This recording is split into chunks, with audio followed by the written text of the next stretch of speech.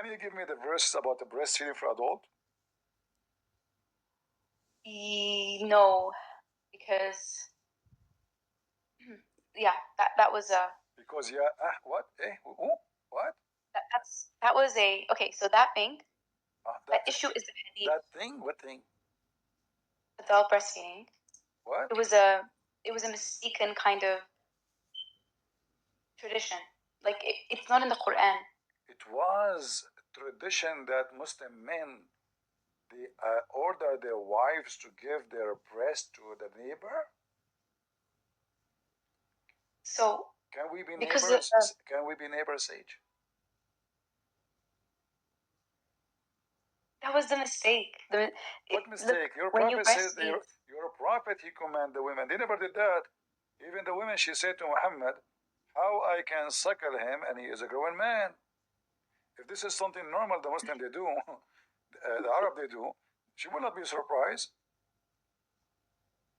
Yeah. So this used to bother me. This was one of the things that got me into this topic a little bit, like hadith and how reliable they are, and yeah, I would say that this actually is evidence that hadith are subject to fabrication and human. But this is extremely authentic. I mean, anything is authentic is subject to fabrication.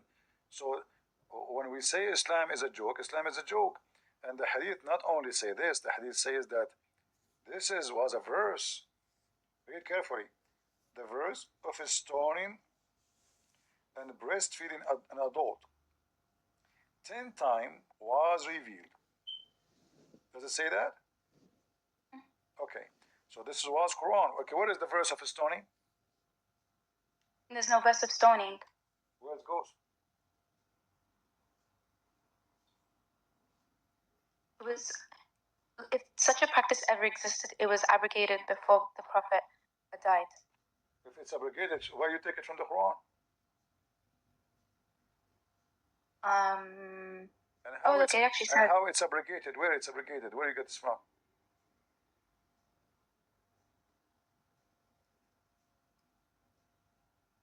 Because it's not in the Quran. That's my. I know, like some traditionalists. There is tons of things is not in the Quran. So, like some traditionalists, they will say the Sunnah still presides over. So, if this practice is in the Sunnah, we can still. For me, it still has to be tested in the Quran, or at least corroborated. It's not so. What I know, you are making things up. First, even the one you call them scholars, they have to agree that yes, those verses were there, and the goat ate it, and no abrogation for them.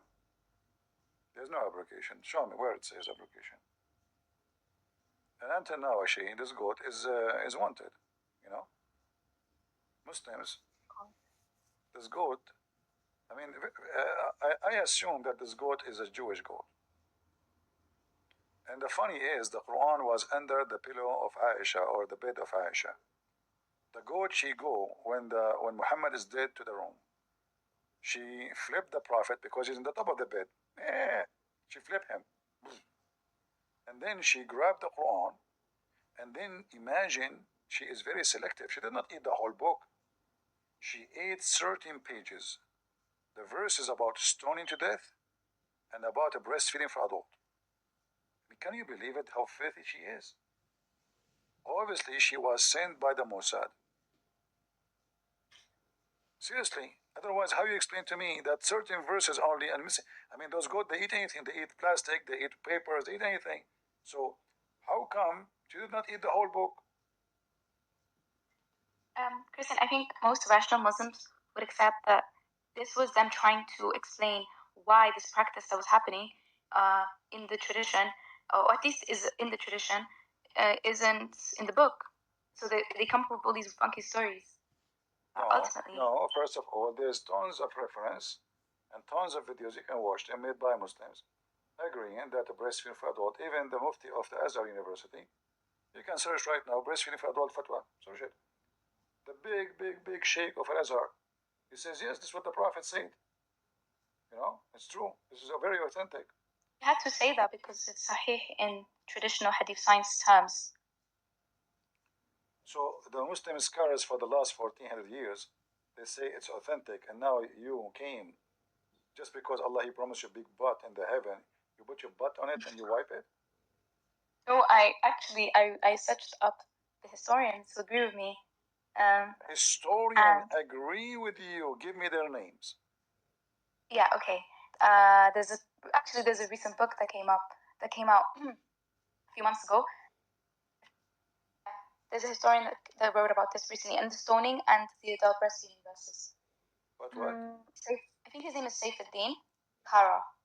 Saifuddin Karo? Kara, yeah. Kara.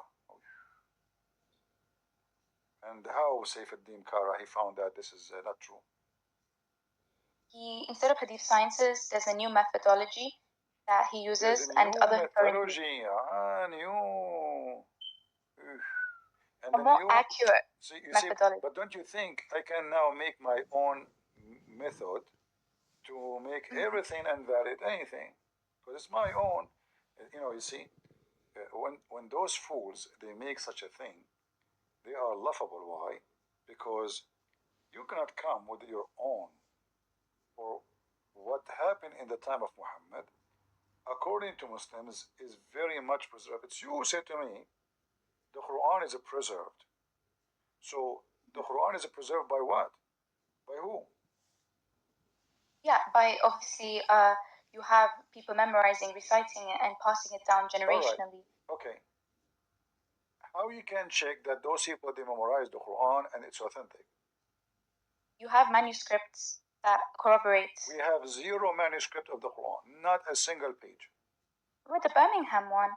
Even Birmingham is not from the Quran of Uthman. Nobody knows where it's coming from. And not only that, the one in Birmingham is just a page. It doesn't fit with the Quran today, and it's only the leather is dated about 60 years before Muhammad. So it cannot be even from either this is Muhammad was copying from somebody else, because it cannot be 60 years before Muhammad, and it's Quran. So either Muhammad was copying from other book, and this is what it was, and where is the rest of the book anyway? One page, and it doesn't fit with the Quran today. What about the Quran of Samarkand? What about the Quran of Yemen? There's many, but they are different. In fact, let me show you.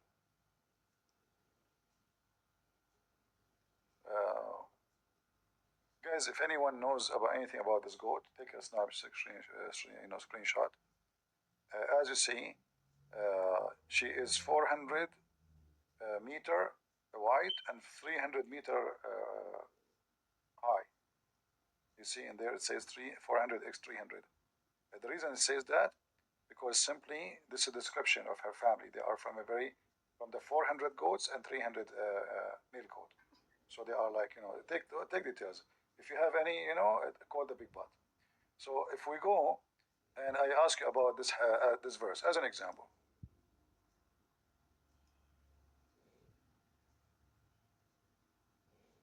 Do you know anything about the sun? And like, did you study in NASA like me? The sun? Yeah, I used to work in NASA. Okay. Yeah, I was. No, actually, I never worked in NASA. I am the founder of NASA. The NASA, they called me and they said, we need an Arab scientist who can explain to us how the universe. I said, it's easy. So I start stealing information from the Quran and give it to them, and they claim it's mine, And then they gave me a reward, and they gave me 7-Eleven PhD, you name it. So read with me, Sage, chapter 36, verse number 38. Okay. Okay. Can you read it for us? And the sun runs on its fixed course for a term appointed. So does the sun run, or the sun does not run? It's not meant to be. This is not meant to be a science. It's metaphorical. I know. It's metaphorical. No. But no, this is not the question. Hold on. So does it say the sun runs, or does it say the sun does not runs? It says it runs. in the Quran of Ibn Mas'ud, what it says? Is that a different recitation? It doesn't run. Really? Yeah, really. You want to see? Yeah. I will not show you. You have to sing a song for us. Just joking. No, that's my voice is aura. She said her voice is a vagina. Aura. No, aura yeah, just means... aura is a vagina. Yeah, aura is vagina. Exactly. You see, you just said something very important. Her voice is a vagina. So what you are talking to me? It's a juristic concept that just means... No. Come on. You just said you got busted with yourself. This is How is aura like... Yeah, you said everybody heard you. Your voice is aura, which means a vagina. No, aura is like we talk about hair being aura. We talk about exactly. Like the hair is a vagina. Exactly. That's what I'm talking about. Yeah. The what? hair. Yeah, aura mean a vagina. The aura mean a vagina. Where is the? I don't know why this thing is opening. I thought that was furuj. No, farj is aura. Aura is anything should be hidden, you know, or it is private part. Is it private? It's a shameful thing to say. That's what aura means. It should be hidden, yeah. Like, yeah. So some scholars were saying the woman's voice is aura. I don't believe it. So how you are talking to me with your voice? You should. I was making a joke because I don't believe it because it's not in the Quran. I don't know. If you believe in it, you should fart only. You don't talk. You know, and we can translate, use AI like you fart. We can use AI to translate your fart. So listen, chapter 36, verse number 38. Chapter 36, verse number 38.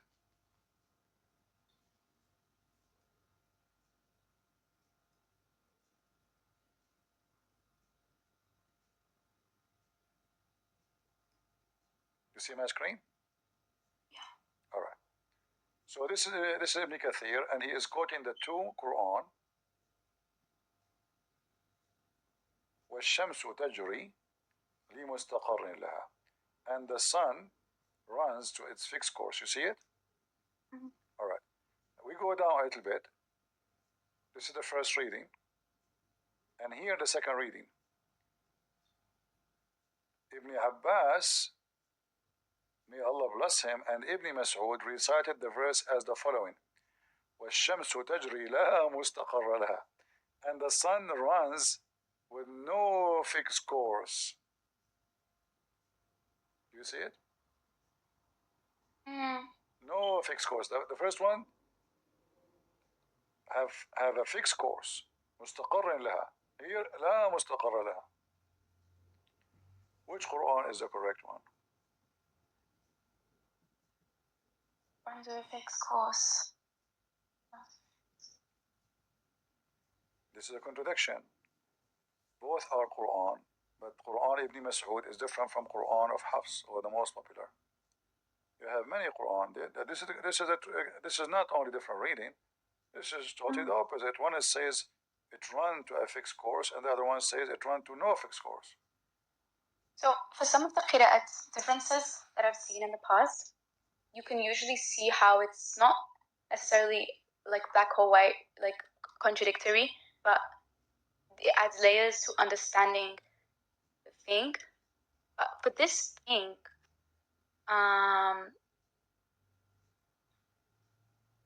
yeah, I don't know. It's a bit more contradictory, but I'm not a scientist. My background isn't really this stuff. We have a Muslim here. His name Rida al-Musawi. He might be a scientist. Go ahead, Rida.